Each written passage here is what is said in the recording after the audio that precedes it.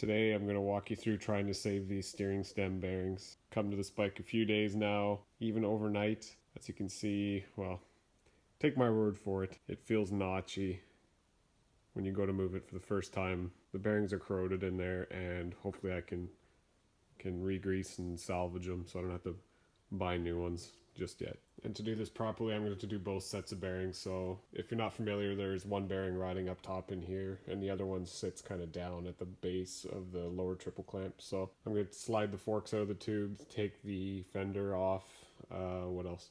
And then I'll have to undo this nut here. The upper triple clamp should come off, and then loosen off this nut here, which will drop the stem out, and we'll try and re-grease them. Before you go sliding the tubes out, if you like the way your bike is currently riding, I suggest you mark how far up the forks sit in the triple clamps, because this has a major effect on the handling of the bike. I do a lot of sand riding, so typically in sand you slide them down, but you can either measure, you can get a caliper and you can measure a gap, or like you can get a Sharpie like this and just mark a good line around both forks, so when you go to slide it back up, you know that's where you got to stop it. Forks are out, got the fender off, front number plate. Now I'm just going to undo the handlebar from the mount itself right here and here, 17 mil, and that way I can just lay the handlebars and all the controls out of the way.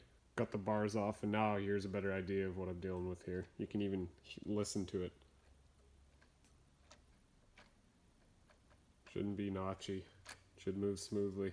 This nut right here, this is a big 32 millimeter, so you can put a breaker bar or a ratchet on there, an Ugga gun, whatever the hell you want. But yeah, I'm gonna rip this off. Didn't want to come by hand, so I'm gonna use the Ugga safety squint.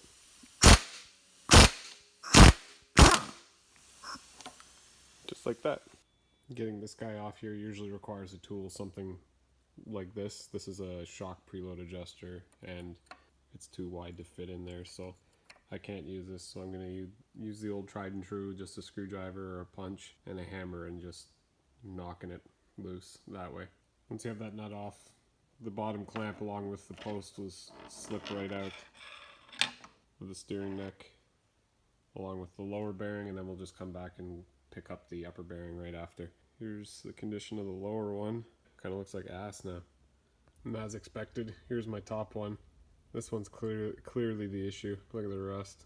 I'm gonna take these to the Varsol washer at work. There are a few ways you can do it.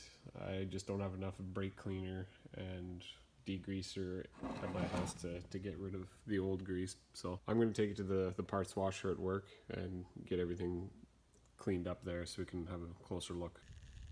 Also gotta get in here and clean up all the schmoo left over. Just get the rust off that outer race. You can kind of see where all the moisture was sitting, mostly on this back side here. So I'm just going to take the Scotch-Brite and clean up the race as best I can. Okay, I got it most of the way cleaned up. As you can see, there's still some pretty deep pitting on there, but for the most part, it's a lot smoother. That race needs to be changed, but nobody got time for that right now. The bottom one looks pretty good. I find they usually do. You can just kind of see evidence of where the rollers were sitting, but I can't feel them with my fingers, so I'm not going to bother cleaning those up. I'm just going to re-grease everything there and should be good. Got the triple clamp back from cleaning it in the Varsol parts washer. Here's our problem right here. This upper bearing, you can see it's pretty badly corroded. It still, as you can see, rotates relatively easy. So I'm just going to clean up the surface stuff on this with the same piece of Scotch-Brite. Gonna work it around, take off what you can. Again, people, like, this bearing ideally you would replace, but we could just re-grease this, put it back in, and I bet you it'd be good for another season. So I'm gonna try and save the money. So you just work it back and forth, lightly get the corrosion off. Already looks a little better. Now of course this isn't cleaning the inner race, which is also, it'd be pitted right now from corrosion, but this will help some of the grittiness. Thinking to run it like that, just have to blow out all the dust and shit. I'll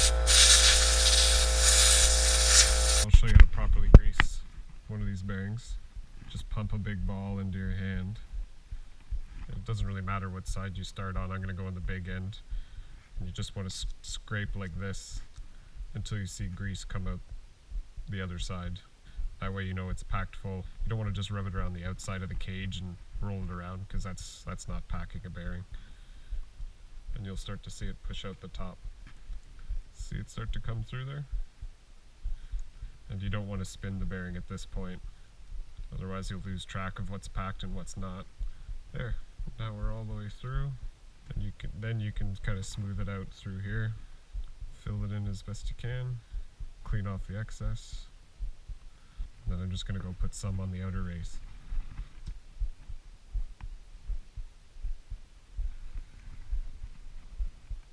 Now to do this one, the proper way would be to remove it and pack it like we just did.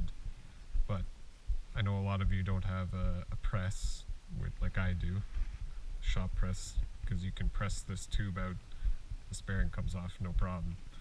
So I know most of you don't have that, so I'm going to show you a way to do it with it on the tube still. So same thing, just get a bunch of grease, pilot it at the base, and work your thumb like this,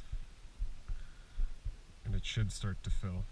Kind of lift up the cage a little bit and try and feed it in through the crack. Just be patient, it will start to go through, and you'll see it pop out of the holes around the rollers.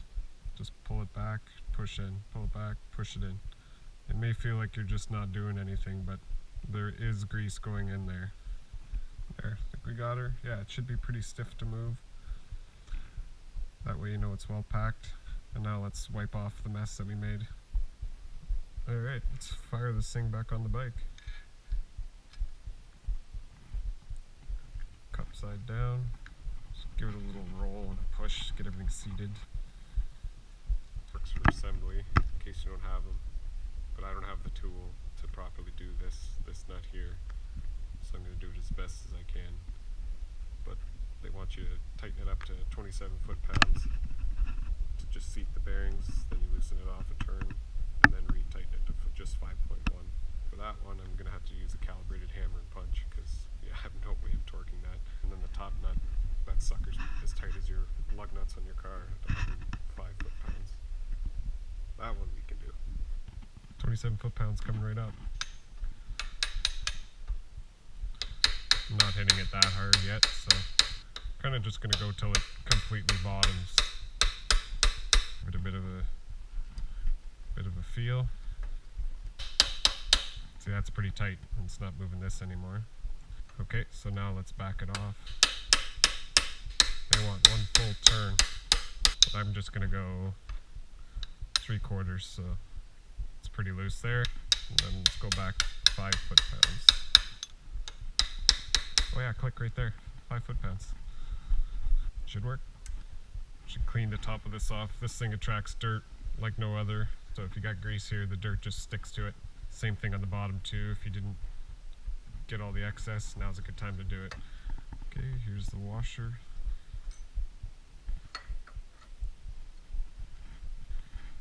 This washer. And the big nut. Before we torque everything up, I'm going to slide the forks back through the triple clamp. Make sure they're aligned. See how that looks. Sink this down a little bit so it doesn't move. Alright, let's torque this big unit up.